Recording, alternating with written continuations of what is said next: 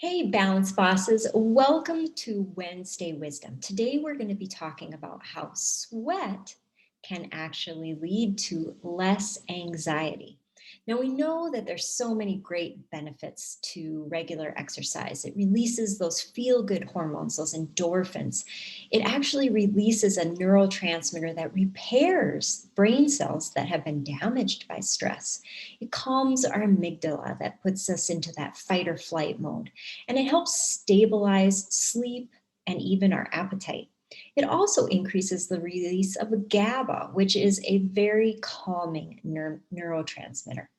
Now, this is one thing that exercise also does. It can increase our release of cortisol, and cortisol is the stress hormone. It's the same hormone that we release when we have an anxiety attack. And this can be sort of unsettling because it can bring on the same feelings physically as an anxiety attack, mainly sweat, increased heart rate, rapid breathing, and even muscle tension. But why this is important is because the National Institute of Mental Health actually found out that regular aerobic activity, actually decreased our reactivity of that fight or flight sympathetic nervous system. So, in other words, repetitive exercise sort of cues our body to have less of a fight or flight response to these physical symptoms. So it actually acts like almost like a desensitizing therapy to the physical symptoms of anxiety attacks. In other words, what happens is our brain recognizes, oh, I'm having an anxiety attack and I feel these physical symptoms, but I've felt these symptoms before and I've been okay.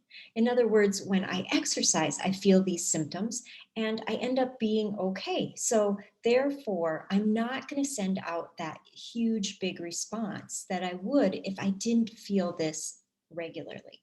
So, you can see how doing this can actually decrease your symptoms and decrease your negative side effects that you have when anxiety hits. And we all know stress does not leave. We will all experience stress and anxiety in our life, no matter how much calm we bring.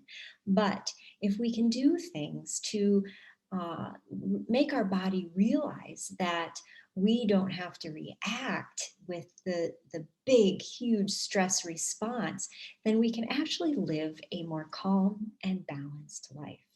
So remember, you're the CEO of your life. Now become the boss of your balance. Cheers.